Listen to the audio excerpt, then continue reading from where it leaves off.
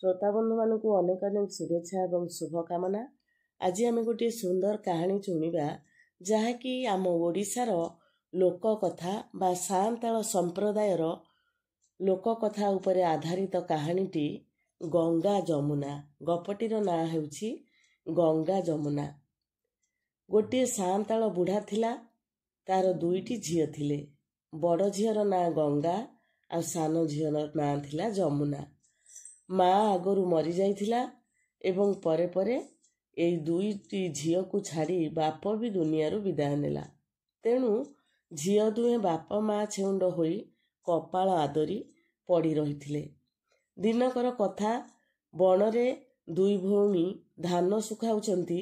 एही समय कुआटीए कुआड़ू उड़ी उड़ी आसी तांको आगरे बसिला। थंटरे तार पाचिला गुलुगुलु केन्दुटीए। केन्दुटी को देखी झील दुई जनकर बड़ लोभ हैला ताकू खाइबा पाई। कुआटीर स्वभाव खूब भल थिला। ताकू मागी देबा मात्रे केन्दुटी को से तांको पाखकू पकई देला। गंगा जमुना दुहे जाक केन्दुटी को अधा अधा भाग करी खाइदेले दुई भौणी। केन्दुटी सतकू सत बहुत सुआदिया लागुथिला।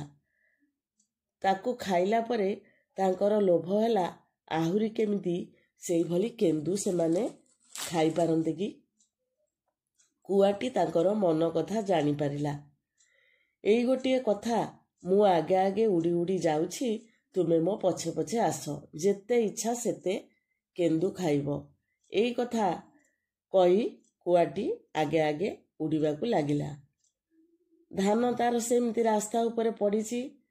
केन्दु लोभरे गंगा जमुना दुई जण जांक कुआटीर पछे पछे चालिबाकू लागिले। जाई जाई पहुँचिले अगना अग्नि वनस्थरे। गोटे पहाड़ कड़कू लागी से केन्दु गछटी ठिया होइथाए। दुई भौणीकर खुशी कहिले न सरे पाचिला केन्दु को देखी। से माने मन इच्छा केन्दु तोली खाइले। हेले केन्दु खाई सारला परे तांकू खूब जोरे शोष कला। गंगा जमुना को कहिला, तू जा, एई पाखरे गोटे झरणा अछि, किछि पानी आनिबू, ताहले आमे पानी पी निजर तृषा मेंटेइबा। गंगा अंटी सज करी घर को नेबा पई केन्दु तोलिला, आउ जमुना गला पाख झरणा को पानी आनिबाकू। एई समय केउंठी थिला गोटे विराट बड़ बाघ आसी पहुँची गला। गंगा को देखी खाइबा लागी ता पाटिरू लाळ गड़िला। गंगा जीवन विकल रे कांदिबाकू लागिला। कांदू कांदू से जो गीतटी गाइला ता से गीतटी थिला, अगना अगिनी वन ए भौणी केन्दु गोटी गोटी झड़ुछि, पानी पाई तोते पठाई देई मु बाघ हाबुडरे पड़िछि। आउ टिके परे खाइदेब बाघ, हौलो भौणी था, भूलिबुनि मते मने रखिथिबु, ठाकुर लो तोतेलो साहा। ता तुंडरू जेमिति ए गीतटी सरिछि, बाघ ताकू संगे संगे खाइदे एला। गंगा गीत गाइला बेले जमुना तेणु पानी नहीं आसुथुला। सुलुसुलिया पवन केन्दरा बजाई ता कानरे नहीं गीत केई पद अजाड़ी देला। पवन रे तार स्वर भासीगला। जमुना बारिला ये ता भौणीर कंठ। से खूब कांदिला।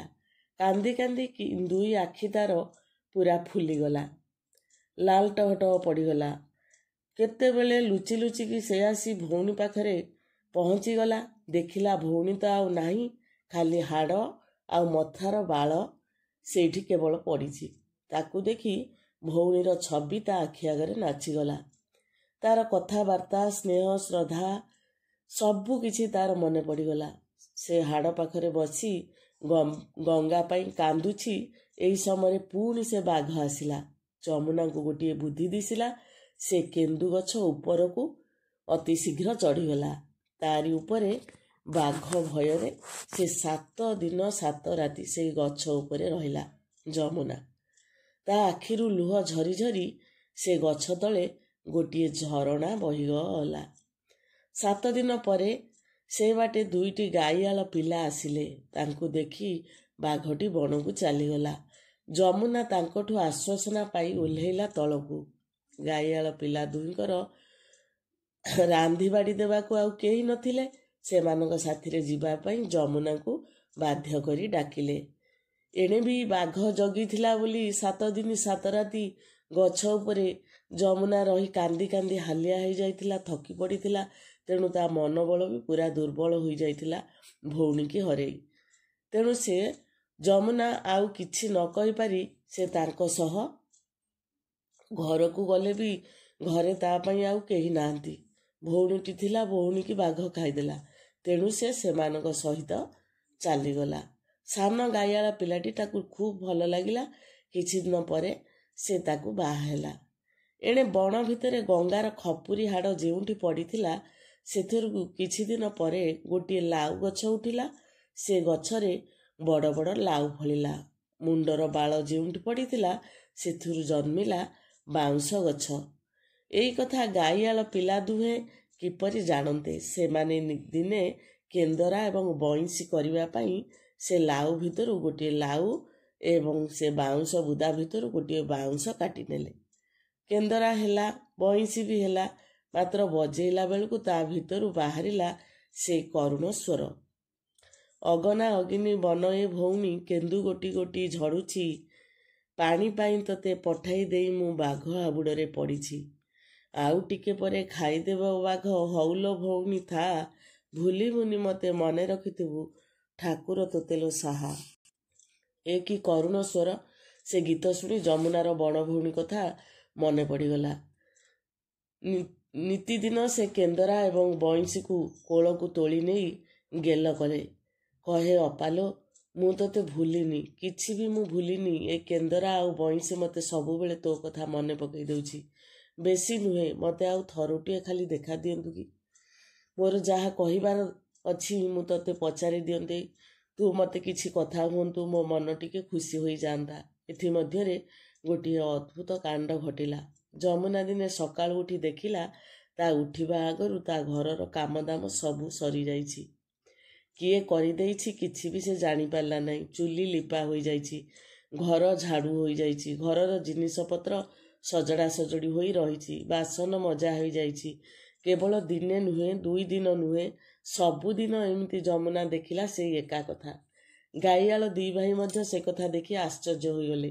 ଦିନେ ଯମୁନା ଆଉ ରାତିରେ ଶୋଇଲାନି। କିଏ ଏ କାମ କରୁଛି ତାକୁ ଦେଖିବା ପାଇଁ ସେ ଚେଇଁକି ରହିଲା ଦିନେ ରାତିରେ।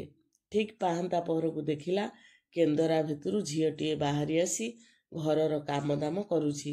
ଯମୁନା ଭଲ କରି ନିରେଖି ଦେଖିଲା, ସେ ଆଉ କେହି ନୁହେଁ, ତାରି ବଡ଼ ଭଉଣୀ ଗଙ୍ଗା।